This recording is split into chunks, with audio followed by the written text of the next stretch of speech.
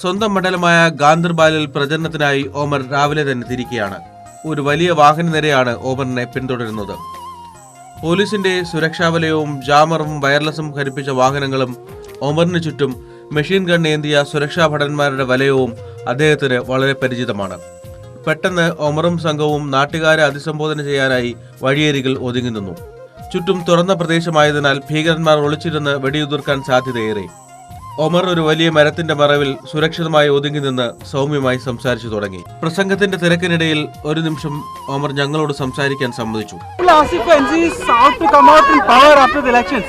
What is the secret of being so confident about? I don't think it's a question of being confident. I think one has to let the people know what the ground realities are that we are seeing in other parts of the state also. There is no doubt that there is a very favorable environment for the national conference today, which did not exist in 2002.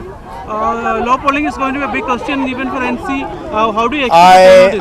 I don't want to prejudge whether polling will be low or not. First phase of polling is tomorrow. Let's wait and see. അതിതീവ്രമാണ് കശ്മീരിലെ രാഷ്ട്രീയവും ഇലക്ഷനും എക്കാലത്തും.